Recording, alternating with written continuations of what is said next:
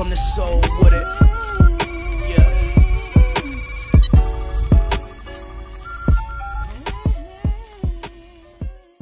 What's going on, everybody? The Allen Race coming to you live with yet another video. If you're new to the channel, please be sure to click that subscribe button. Also, don't forget to hit that notification bell so you can be a part of the notification squad.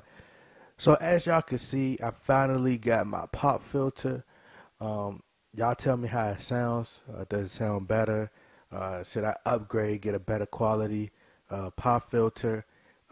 We just going along with the process, guys. You know, we had dealt with a previous just a bump in the road, and we're just trying to adjust on certain things. You know, I see you guys telling me what I need to correct, and the comment section, so I do appreciate that.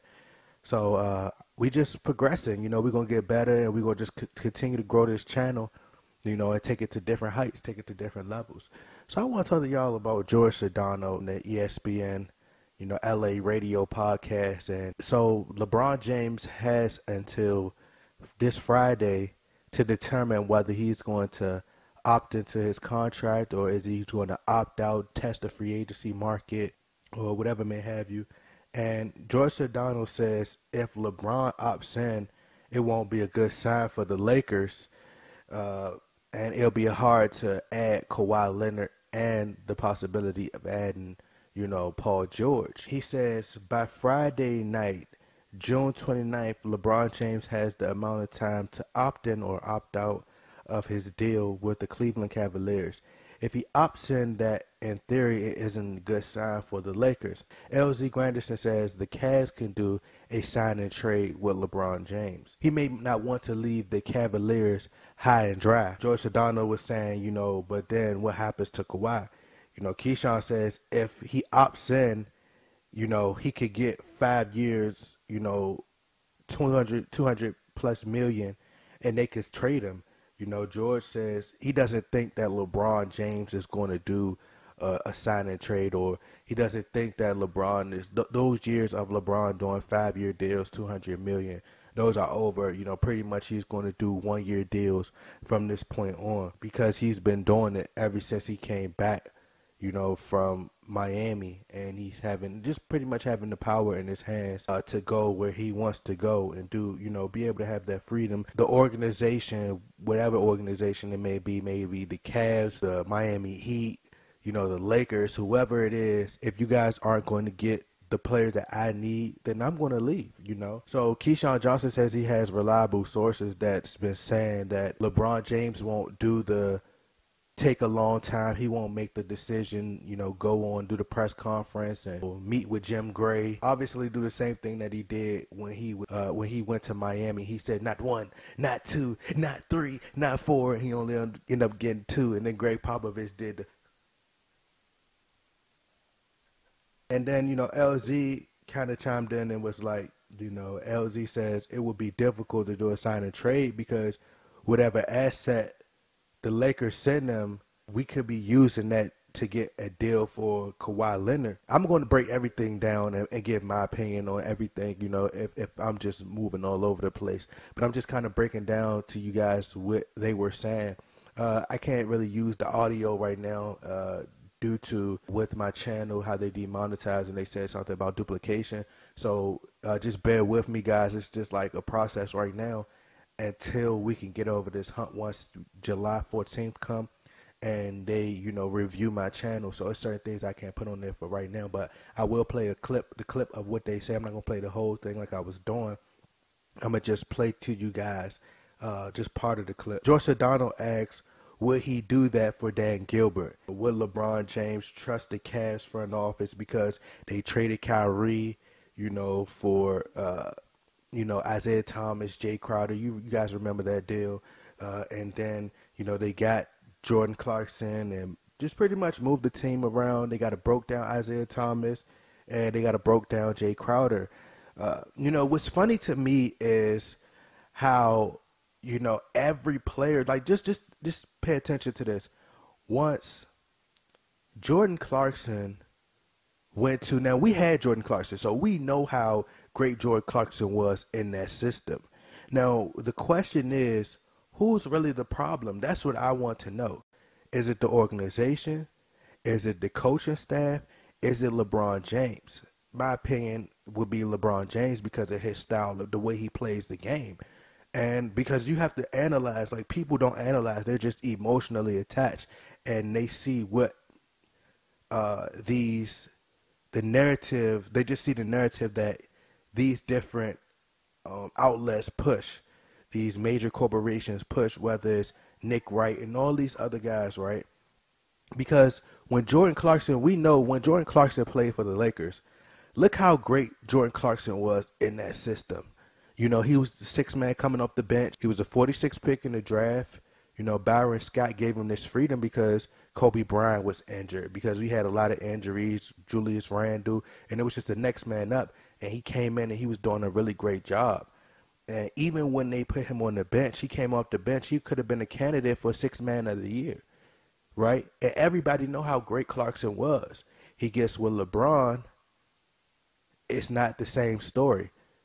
Same thing applies for Larry Nance. We love Larry Nance in Los Angeles. Like, Larry Nance was, you know, a great player. We was looking forward to the dunk contest. Unfortunately, he was traded. Jay Crowder, when Jay Crowder was playing with the Celtics, went to the Cavs. Now all of a sudden, and all those players on that team is the team that LeBron wanted. So Jay Crowder played better with the Celtics. Isaiah Thomas played better with the Celtics, had the injury. And even as bad as the injury was, you can make an argument that Isaiah Thomas played a lot better when he played with the Lakers. As soon as he left the Cavs, he played much better in the system. So if he can get healthy, I'm pretty sure the type of money that he's asking for, the Lakers aren't going to give him that. You know, they're not going to give him that amount of money. But I don't think that coming to the Lakers, he will get that type of power. I just don't see Magic Johnson allowing him to have that much power. I don't think that LeBron James is going to opt into his contract. I don't think he cares. At this point, he's done what he could for that. He did all he can for that franchise. Okay, he's brought them a ring. He came back after everything that Dan Gilbert said to him. He decided to come back. So he's done what he could for that franchise. Now it's time to move on. I don't think he's going to be like, oh, well, man, I don't want them to look at me a certain way, because they've already sold it by him getting to the finals every year. You guys have been to the finals for the past, I think he's been back for 4 years with the Cavs now. You guys been to the finals every year since I've been back for the past 4 years. I got you one championship. You haven't got that. You haven't got that before. I'm giving you something that you haven't gotten. So this whole theory that he's going to do a sign and trade just so he can help the Cavs organization, I don't think that he's going to do that. I don't understand why he would want to do that. Why would he want to help them out? He's already helped them enough. So now it's about him. You know, he has the power in his hands. So him leaving them high dry just doesn't make sense to me. And then on top of that, when we talking about the Cavs, they've done enough to me. I said this in the beginning of the year. The Cavs have done enough to get LeBron James to if they made sure they didn't do anything that was going to hurt them, they made sure they prepared for the long run. You know, they had a backup plan. So they went out and got Clarkson, Larry Nance. They still had the draft pick, so they got, you know, Sexton. And they have some great assets already there. They got some great young players. And then they're talking about potentially keeping Kevin Love. So if you could do that, now you have enough space to possibly sign someone else if LeBron leaves, and you have enough young assets, and you have a player in the draft. So they position themselves well for a life after LeBron. And I've been telling people that they're looking towards the life after LeBron. They're not really worried about LeBron staying any longer. So I just think that Dan Gilbert did a great job of putting the pieces in place. You know, he's not a bad owner as much as people are making him out to be. You see Max Kellerman saying, oh, he's just a terrible owner. I don't think it's that, you know, to that extent. I think that he can't just worry about LeBron James. You know, Kyrie Irving decided to leave. Now, you know, you left me before, so I can't put all my eggs in one basket and then you do the same thing to me again. Now I'm left, and now we can't even, like, the East isn't as, you know, strong as it once was. Now it's a little bit weaker. So now I position myself to be able to get enough talent and to be able to win long term. When you leave, I'm done. But and then people try to correlate that with the Lakers and say, well, what if LeBron does that to the Lakers and he leaves and then we lose all our young assets? But you have to look at it like this.